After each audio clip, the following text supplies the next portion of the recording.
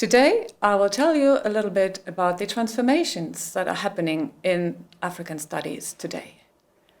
African studies is a large and very multidisciplinary field, and my own specialization is in African linguistics, so I'm going to give you a little taste on the linguistic perspectives and aspects that are important for this endeavor. Linguistics is all about finding patterns.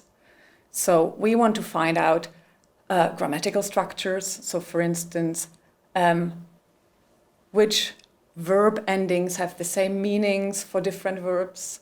We try to uncover lexical meanings, what words really convey. But we're also interested in social meaning of language. So for instance, we investigate the relationship between language and identity, how people claim languages, what languages mean for them, and how they reflect their social identities through language use. But how do we find these patterns? I will take a visual metaphor by showing you this beautiful cloth that adorns my living room. It's a kente cloth. It comes from the Asante societies in present-day Ghana, where this particular practice of weaving cloth has a very long history. Now, if I, as an outsider who does not know much about this particular weaving techniques, were to describe the patterns that I can see in this cloth, I would probably come up with something like this. Okay, so here I see a cloth that is woven out of several narrow strips that are sewn together. And the strips have alternating geometric patterns. And I don't quite know what the material is, but I think it feels a little bit synthetic, so it's a modern fabric. And it uses 4 colors: green, orange, burgundy, and off-white. So I have found patterns. But clearly, my position as an outsider has influenced which patterns I can find and recognize. So if we talk about finding patterns in language, and we look at African languages, one important question is to ask, okay, who has found patterns in African languages? Whose perspective dominates?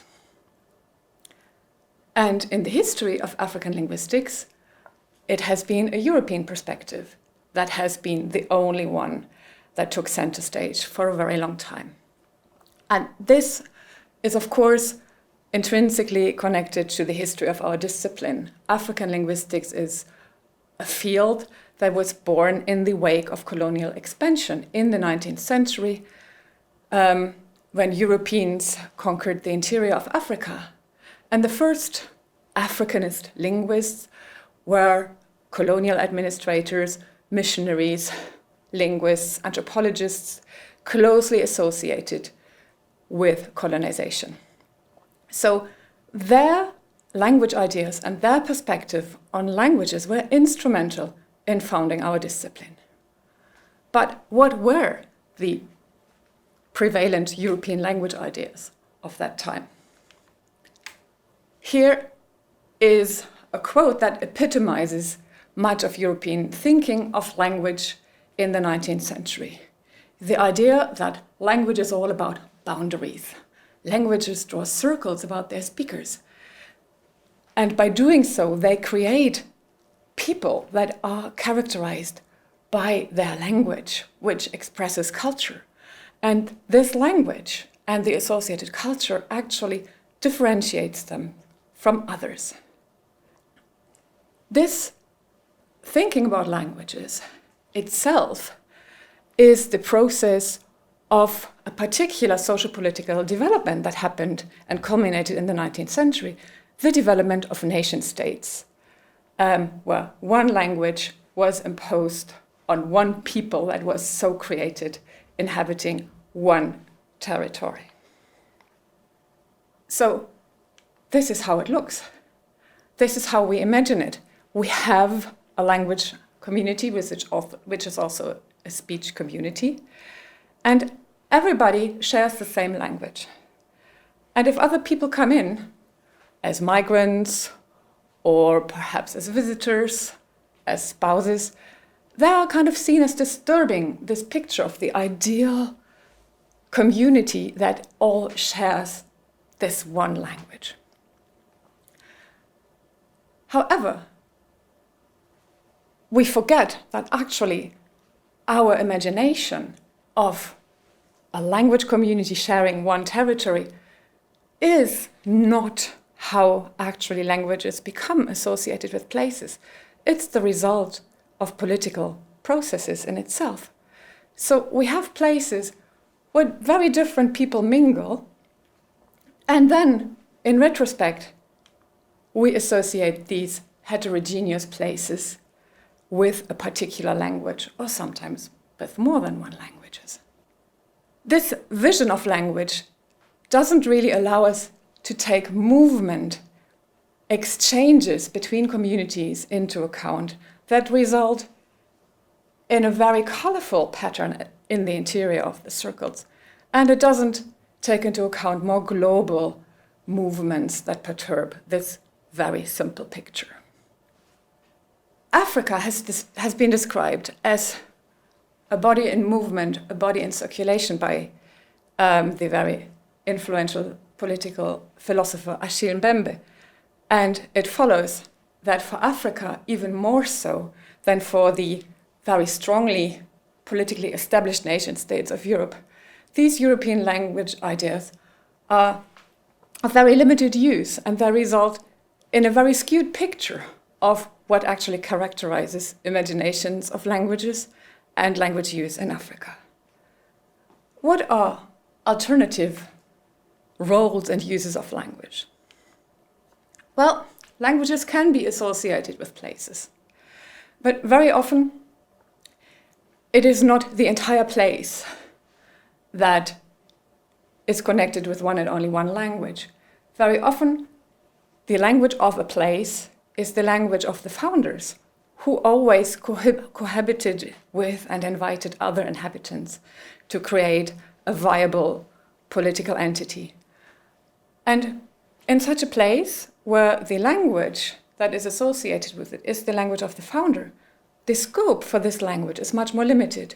It is, for instance, used in rituals when people talk to the ancestors, which are the founders, or when people discuss land rights. But it is not seen as the only language that has the right of residence. Why are places heterogeneous? Well, it is very common across West Africa, for instance, to have particular professional groups that are associated with one particular linguistic identity who cohabit with others. They're specialized in a particular craft. Here on this photo you see Fula herdsmen performing in their stereotypical gear at a carnival in southern Senegal.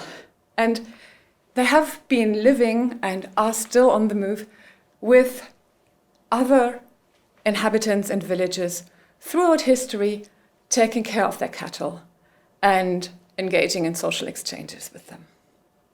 Another source of heterogeneity and multilingualism is religion. Many religions in Africa are associated with particular languages, and often more than one.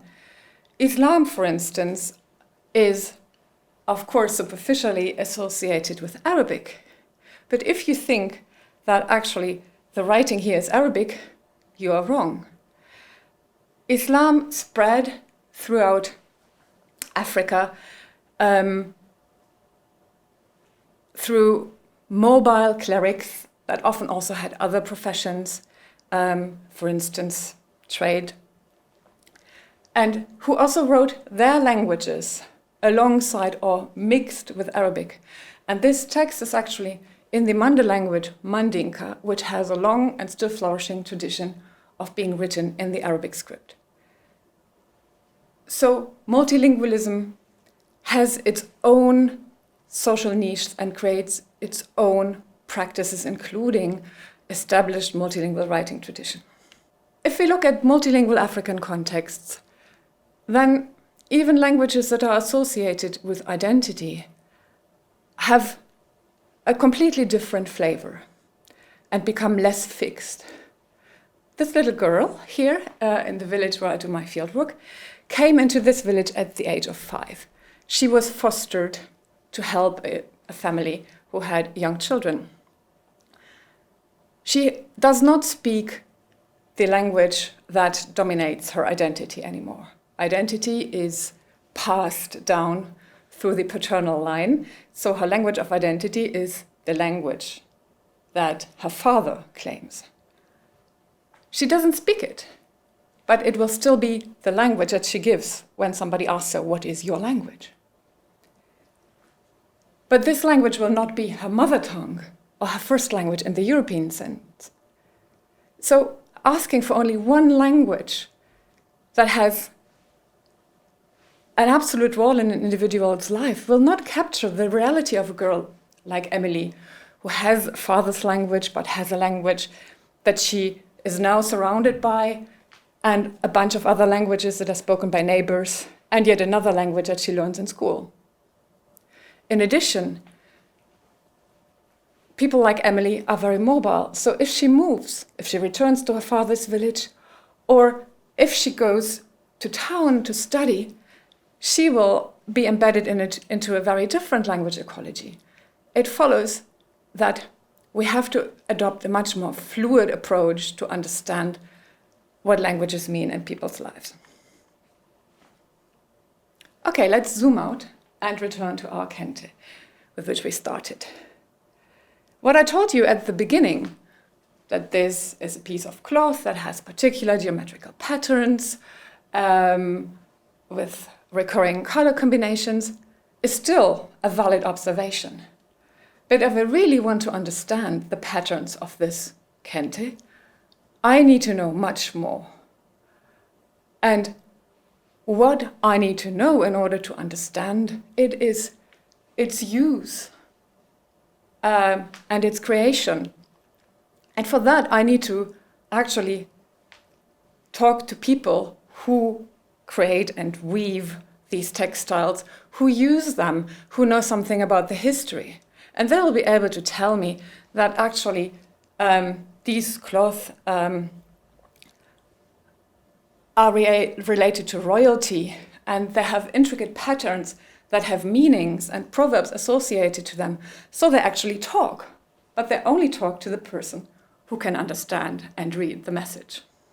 If I want to understand the message of this cloth or the meaning of language, then I need to recognize that there are different perspectives that need to be combined in order to allow me to achieve a full analysis.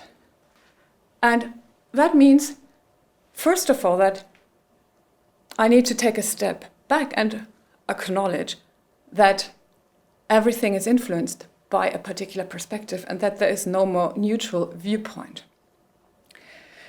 For African studies, this means recognizing that the dominating viewpoint, the Western viewpoint, was one that looked at Africans and African languages as the other. So Europeans drew a circle around Africa. If I really want to understand how meaning unfolds, I need to look at African languages like at this Kente imagined by the Ghanaian artist Ella Natsui. It's a pattern that shows, it illustrates very nicely, the entanglement of Europe and Africa through the centuries. We have old meanings, the royal Kente cloth, realized in modern ingredients imported from the West. And we need multiple perspectives in order to understand what it can mean in a particular context. It also reminds us that there is no more place for an othering of African languages. What we can find out about multilingual African societies is not only relevant for Africans or for the management of migration in modern European societies.